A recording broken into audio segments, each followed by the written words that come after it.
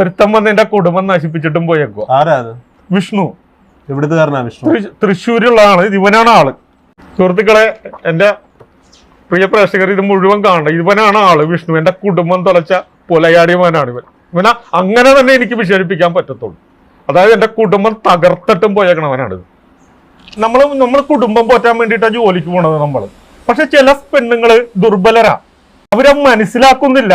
അവർക്ക് വേണ്ടിയിട്ടാണ് ജീവിക്കണം, അവരുടെ കുഞ്ഞുങ്ങൾക്ക് വേണ്ടിയിട്ടാണ് ജീവിക്കണത്. അവർ ഓടുകയാണ്. ഭർത്താക്കന്മാർക്ക് പലരും കുടുംബത്തിൽ നിന്ന്, പക്ഷെ അതൊന്നും മനസ്സിലാക്കുന്നില്ല പെണ്ണുങ്ങളിൽ നിന്ന്. അപ്പൊ സോഷ്യൽ മീഡിയയിലൂടെ വന്നിട്ട് ഒരു കോള് ചെയ്ത് ഫേസ്ബുക്കിലൂടെ പരിചയപ്പെട്ട് അവര് മോഹന വാഗ്ദാനങ്ങൾ നൽകും. അതിലും ചില ആൾക്കാർ വീണു പോവും.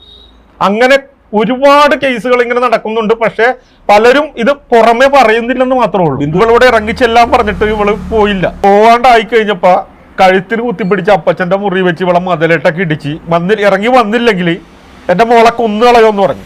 ഇല്ലെങ്കിൽ ഇവൻ പെട്രോൾ ഒഴിച്ച് വീടിന്റെ മുമ്പിൽ നിന്ന് കത്തിച്ചു കളയെന്നും പറഞ്ഞാണ് ഈ പെണ്ണിനെ ഇറക്കിയേക്കണത്. ഇവിടെ നിന്ന് ഇറക്കിയിട്ട് ഇവൻ കൊണ്ടുപോയിട്ട് എടപ്പള്ളി കൊണ്ടുപോയി ഒരു റൂം എടുത്തിട്ട് എന്റെ കൊച്ചിനെ അവിടെ ഇരുത്തി കളിപ്പാട്ടമൊക്കെ കൊടുത്ത് ഇരുത്തിയിട്ട് പിറ്റേ ദിവസം എന്റെ മോള് പ്രശ്നം ഉണ്ടാക്കാൻ തുടങ്ങി. എനിക്ക് വീട്ടിൽ പോകണം, എനിക്ക് പപ്പനെ കാണണമെന്ന് പറഞ്ഞ് പ്രശ്നം ഉണ്ടാക്കിയപ്പോൾ ഇവൻ ഈ കൊച്ചിനെ ഒഴിവാക്കണം. അതിന് വേണ്ടിയിട്ട് കൊച്ചിനെ കൊണ്ടുവന്ന് കുമ്പളങ്ങി തന്നെ ഒരു ദ്വീപ് പോലത്തെ സ്ഥലത്ത് കൊണ്ടുവന്നിട്ട് എൻ്റെ മോളെ ഉപേക്ഷിച്ചിട്ട് പോവുകയും ചെയ്തത്. അവിടെ നിന്ന് നാട്ടുകാരാണ് എന്നെ കൊച്ചിനെ ഏൽപ്പിക്കണത്. ബിന്ദുവിനെ വട്ടം മൈസൂരുള്ള എൻ്റെ അമ്മാവൻ്റെ വീട്ടിൽ കൊണ്ടുപോയി. അമ്മാവൻ്റെ വീട്ടിൽ കൊണ്ടുപോയിട്ട് 15 ദിവസം കൊണ്ടുപോയി അവളെ പീഡിപ്പിച്ച്, ശാരീരികമായിട്ടും മാനസികമായിട്ടും പീഡിപ്പിച്ച്.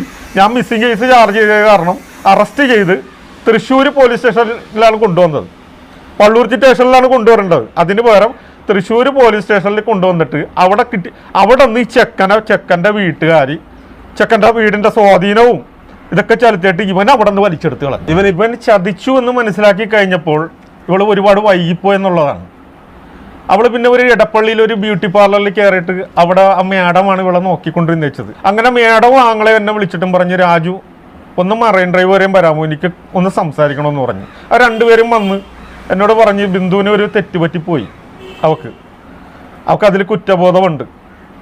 അപ്പം അത് കാരണം കൊച്ചിനെ ഓർത്തിട്ടെങ്കിലും ഒന്ന് സ്വീകരിക്കുമോ. അപ്പം ഞാൻ പറഞ്ഞ് നാട്ടുകാരെല്ലാവരും അറിഞ്ഞു കഴിഞ്ഞു. അപ്പോൾ ഞാൻ കൊച്ചിനെ കാണിക്കുമോ എന്നുള്ള ചോദ്യത്തിന് ഞാൻ അതിനുകൂടി മറുപടി കൊടുത്തിട്ടാണ് പോകുന്നത്. ക്രിസ്മസിന് മോളെ ഞാൻ കാണിക്കാം, അവളോട് സങ്കടപ്പെടേണ്ട, മോളെ ഞാൻ കൊണ്ടുവന്ന് കാണിക്കാമെന്ന് കൂടി പറഞ്ഞ. അപ്പോൾ കൊച്ചിനെ കാണിക്കാമെന്ന് കൂടി പറഞ്ഞിട്ട് ഞാൻ ഒറ്റ കാര്യം ഞാൻ മേഡത്തിനോട് പറഞ്ഞുള്ളൂ, മേഡം ഇത് എൻ്റെ കുടുംബം തകർത്ത വിഷയമാണ്. ഒരുത്തം വന്ന് എൻ്റെ കുടുംബം തകർത്ത് എൻ്റെ കൊച്ചിനെയും പെരുവഴി കളഞ്ഞിട്ട് പോകാൻ അവൻ്റെ വീട്ടിലേക്ക് നിങ്ങൾ ചെല്ലണം. ഇതിനൊരു ഫൈനൽ അറിയണം. നിങ്ങൾ ബിന്ദുവിനെയും കൂട്ടി അവൻ്റെ വീട്ടിലേക്ക് ചെല്ലെന്ന് പറഞ്ഞു. അങ്ങനെ മേഡത്തിൻ്റെ ആങ്ങളെയും കുറച്ച് കൂട്ടുകാരും കൂടി ഇവളെ വണ്ടിക്ക് കയറ്റി അവിടെ ചെന്നപ്പോൾ സംഭവിച്ചത് എന്തെന്ന് വെച്ച് കഴിഞ്ഞാൽ ഇവൻ്റെ അമ്മാവൻ്റെ മക്കളാരണ്ട് പോലീസുകാരാ ആരാണ്ടറ്റേ ഉണ്ട്.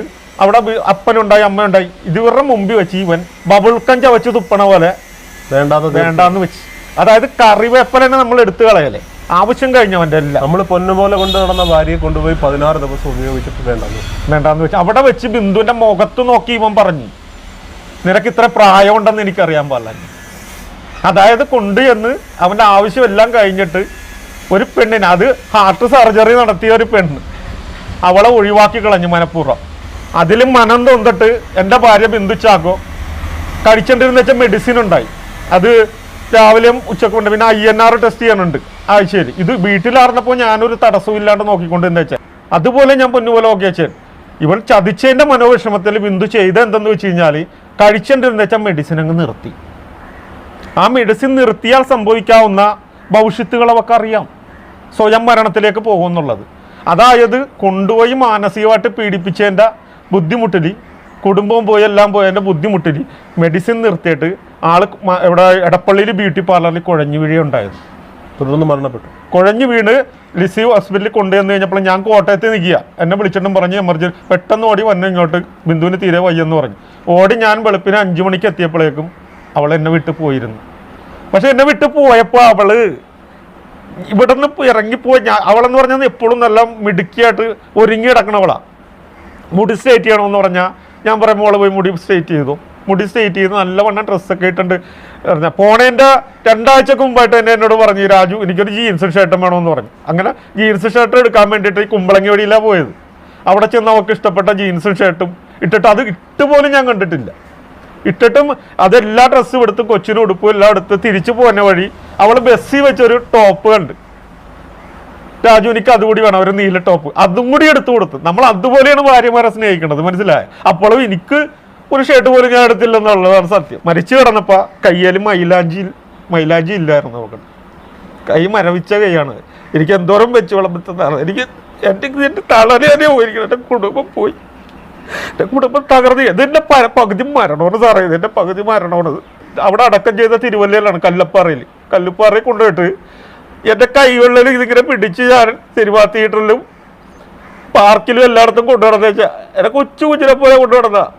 കിടന്നുറങ്ങാൻ നേരത്ത് കാലെടുത്ത് എൻ്റെ മേത്തോട്ട് പോകും.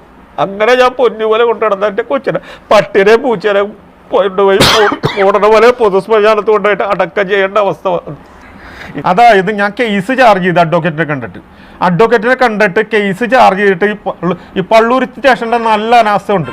ഇവർ അന്വേഷിക്കാണ്ട് വന്നപ്പോൾ വീണ്ടും ഞാൻ പ്രൈവറ്റ് അന്യായം ഫയൽ ചെയ്തിട്ട് എന്നെ വിളിച്ചു വരുത്തിയിട്ടും പറഞ്ഞ് എൻ്റെ മൊഴിയെടുത്ത് ഞാൻ ബ്യൂട്ടി പാർലറിൽ നിന്ന് മേഡത്തിൻ്റെ ആങ്ങളേനെ കൊണ്ടുവന്നു. ആങ്ങളേനെയും കൂട്ടിയാണ് ഇവൻ തൃശ്ശൂർ പോയത്. പുള്ളിയുടെ മൊഴിയെടുത്ത്, എൻ്റെ ഫ്രണ്ടിൻ്റെ മൊഴിയെടുത്ത്, രണ്ടുപേരുടെ അടുത്ത് കൊച്ചിൻ്റെ മൊഴിയെടുത്ത്. കൊച്ചി ഏത് കോടതിയിൽ നിന്ന് പറയും സാറേ അമ്മനെ ഉപദ്രവിച്ചെന്നുള്ളത്? ഇതെല്ലാം മരണം കഴിഞ്ഞിട്ടാണ് കൊച്ചെന്നോട് പറയണത് തന്നെ. അവൾക്കിപ്പോൾ പ്രായമായി അറിവായി വന്നെയുള്ളൂ. അപ്പോൾ ഇതെല്ലാം വെച്ചിട്ട് ഞാൻ ഈ കേസ് കൊടുത്തിട്ട് സംഭവിക്കണമെന്ന് വെച്ച് കഴിഞ്ഞാൽ ഇവരെല്ലാ മൊഴികളും എല്ലാം മരണമൊഴി സകലതും, പിന്നെ അതുപോലെ തന്നെ ഇവളെ വന്യേൻ്റെ അന്ന് ഭീഷണിപ്പെടുത്തണ വോയിസ് റെക്കോർഡ് വരെ ഉണ്ട്. അതുവരെ നമ്മളവിടെ ഹാജരാക്കി കഴിഞ്ഞ് സകല എവിഡൻസും കൊടുത്തിട്ട് അവൻ്റെ വീട്ടിലേക്ക് ഒരു നോട്ടീസ് അയക്കാനോ അവനെ അറസ്റ്റ് ചെയ്യാനോ ഒന്നിനും ഇതുവരെയായിട്ടും മുതിർന്നിട്ടില്ല. ഒന്ന് ചങ്ക് പൊട്ടിയിട്ടാ പോയേക്കണം അവള്. ശരിക്കും പറഞ്ഞു ഞാൻ ഇപ്പോഴും അവളെ എന്തോരം സ്നേഹിക്കുന്നുണ്ടെന്ന് അറിയാതെ. ഞാനിപ്പോഴും അവളുടെ ആത്മാവിന് ശാന്തി കിട്ടാൻ വേണ്ടിയിട്ടാ. അവള് വാക്കി വെച്ചിട്ടും പോയത് അത് എനിക്ക് നന്നായിട്ട് നിറവേറ്റണം. ഉപ്പ് തിന്നിട്ടുണ്ടെങ്കിൽ വെള്ളം കുടിച്ചേ പറ്റത്തുള്ളൂ വിഷ്ണു. നീ എവിടെ വേണേലും ഓടിക്കോ, നീ ലോകത്ത് എവിടെ വേണേലും പോയിക്കോ, പക്ഷെ നിന്നെ നിയമത്തിന്റെ മുമ്പിൽ ഞാൻ കൊണ്ടുവന്നിരിക്കും. നിനക്ക് വേണ്ട ശിക്ഷ ഞാൻ മേടിച്ച് തന്നിരിക്കും. എന്നിട്ടേ ഞാൻ എൻ്റെ ബിന്ദുവിൻ്റെ ഫോട്ടോ ഇവിടെ മാലയിട്ട് ഞാൻ വെക്കത്തുള്ളൂ. അതെൻ്റെ വാശിയാണത്. എൻ്റെ കുടുംബോട് തലച്ചേക്കണം.